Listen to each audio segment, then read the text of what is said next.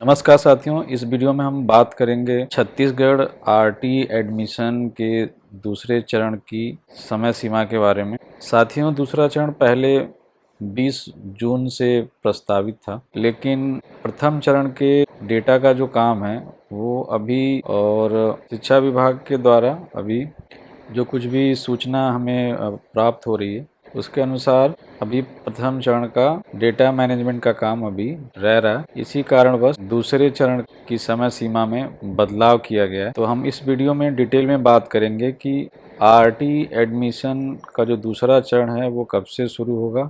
साथियों, दूसरे चरण की प्रवेश प्रक्रिया की जो नई समय सारणी है वो समझ लेते हैं। इसमें ये यहाँ पे स्कूल जो नए इसमें शामिल हो रहे हैं या जहाँ पे सीटें अभी खाली हो रही तो वो सारा चीज़ जो मैं आपको कह रहा हूँ, डेटा का जो करेक्शन वगैरह है और या नई सीटों को जोड़ने का काम है वो अभी चलेगा 30 जून 2025 तक। इसीलिए जो दूसरे चरण की आवेदन की जो तिथि है जिसमें आप छात्र अपना रजिस्ट्रेशन कर सकते हैं, आवेदन कर सकते हैं, वो डेट अब बढ़ा दी गई है। वो हो गई है 1 जुलाई 2025 से लेके 12 जुलाई 2025 तक।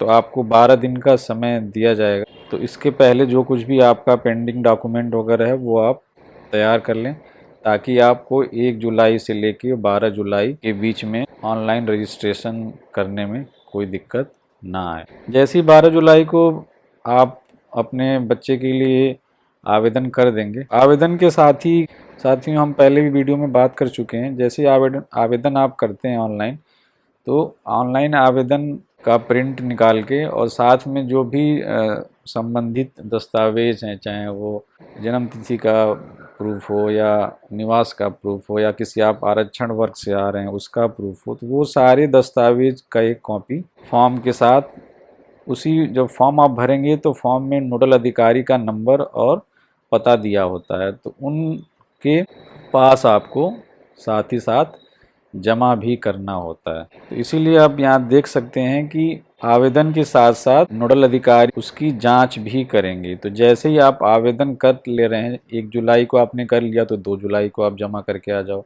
2 जुलाई को कर लिया तो 3 जुलाई को जमा करके आ जाओ। तो ऐसी सारी चीज़ें आपको एक साथ करनी है कि जैसे ही आवेदन हो आप उसके अगले दिन जाके संबंधित नोडल अधिकारी के पास अपने डॉक्यूमेंट और अपना जो फॉर्म है प्रिंट करके उसको आप वहाँ जमा कर दें। तो नोडल अधिकारी क्या करेंगे, फॉर्म में कोई कमी होगी या कोई भी करेक्शन वगैरह होगा तो वो आपको इन्फॉर्म करके उसको सही करवाएंगे।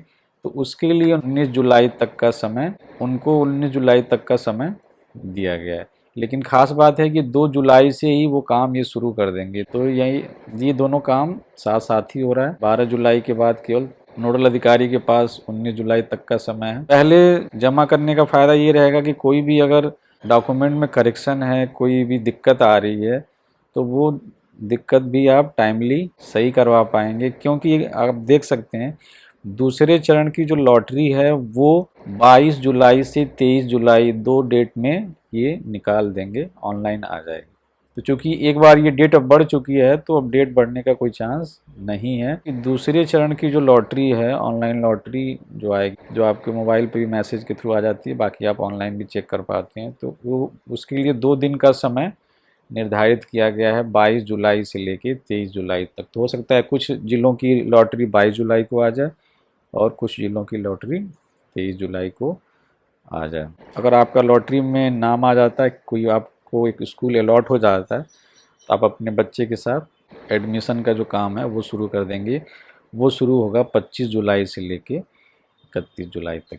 तो उम्मीद है आपको चीज़ें ये समझ में आ गई होंगी। जैसे ही 1 जुलाई को लिंक ओपन होगा फॉर्म भरने का, तो आप इसको कैसे शुरू करेंगे। CGRT online form Ricky helpline, तो आपको सबसे पहला ही वीडियो यहाँ से मिल जाएगा और बाकी मैं इस वीडियो का लिंक डिस्क्रिप्शन में डाल दूँगा, आप वहाँ से भी इसको एक्सेस कर सकते हैं। और फॉर्म भरने का पूरा प्रोसेस, नोडल अधिकारी कैसे दिखते हैं, उनका फ़ोन नंबर वगैरह, वो सारी चीज़ें इसमें समझाई गई हैं, उसको आप इसको यहाँ से देख सकते हैं। अब साथियों ये समझ लेते हैं कि पहले चरण के कौन कौन से लोग दूसरे चरण में भी शामिल हो सकते हैं। तो पहले चरण में ऐसे लोग जिनके आवेदन की स्थिति अप्लाइड दिखा रहा है, इनकम्प्लीट दिखा रहा है, रिजेक्टेड दिखा रहा है, या अभी भी वो वेट लिस्ट में है और उनको स्कूल अलॉट नहीं हुआ है पहले चरण में, तो वो उनको नया फॉर्म नहीं भरना है।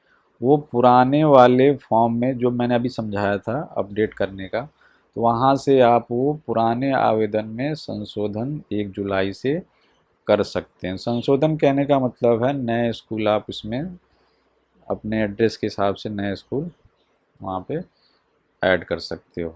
तो ऐसे लोगों को दूसरे चरण का नया फॉर्म नहीं भरना है। पहले चरण में मेरा वेटिंग है, पहले चरण में मेरा इनकम्प्लीट है, पहले चरण में मेरा अप्लाइड है, मैं क्या करूं? तो आपको दूसरे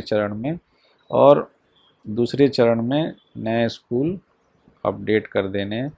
और जो लोग रिजेक्टेड थे वो अपने किस कारणवश रिजेक्ट हुए हैं, अपने नोडल अधिकारी से संपर्क करके, जहाँ पे आपने अपना वेरिफिकेशन करवाया था, जहाँ आपने अपना डॉक्यूमेंट जमा करवाया था, तो वहाँ से आप अपना कर सकते हैं। ऐसे लोगों को दूसरे चरण में ये लिंक है जो मैं अभी कमेंट में डाल दूंगा, पिन कर दूंगा। तो यहाँ से आप डायरेक्टली जो पेज मैंने अभी दिखाया था अपडेट करने वाला पेज, वही पेज डायरेक्टली खुलता है। तो ये संशोधन वाले लिंक पे ही जाके खुलता है। इस पे डायरेक्ट उस वाले लिंक पे जाएंगे तो आप यहाँ पे देख सकते हैं ये वाला ऑप्शन खुले। तो पहले चरण में जिनका स्टेटस अप्लाइड है, इनकम्प्लीट है, रिजेक्टेड है, वेट लिस्ट है, वो उनको नया आवेदन नहीं करना है। पुराने आवेदन में आप संशोधन कर सकते हैं, नए स्कूल आप सेलेक्ट कर सकते हैं। उसके लिए आप ये लिंक यूज़ कर लेंगे और ये लिंक मैं कमेंट में भी डाल दूंगा। बाकी आपको मैंने, तो जैसा कि आपको पता है, पहले आपको पोर्टल पे जाना है rt.cg.nic.in। यहाँ पे जाने के बाद इसी पेज पे आप नीचे आएंगे। तो नीचे आने पे यहाँ पे छात्र पंजीयन और आवेदन का और संशोधन, तो यहाँ पे देखिए, तो नया आवेदन कौन भरेगा? नया आवेदन जो पहले चरण में शामिल नहीं हुआ था। तो अब ये लिंक एक्टिव नहीं है, वो 1 जुलाई में ही एक्टिव होगा। दोनों ही लिंक जो है वो, डॉक्यूमेंट कौन कौन से चाहिए वो आपको अगर देखना है तो आप तुरंत यूट्यूब में जाके आपको बस सर्च करना है CGRT डॉक्यूमेंट। CGRT डॉक्यूमेंट आप टाइप करेंगे, एंटर करते ही सबसे पहला वीडियो ये दिखेगा। तो इसको हमने डॉक्यूमेंट पर्पज़ के लिए तैयार कर रखा है। इस वीडियो पर आप जाएंगे तो संबंधित जितने भी एडमिशन से रिलेटेड डॉक्यूमेंट हैं, ये डॉक्यूमेंट आप यहाँ से देख उसकी तैयारी कर सकते हैं। क्या क्या डॉक्यूमेंट लगेंगे ये पूरा अच्छे से बताया गया है इसमें।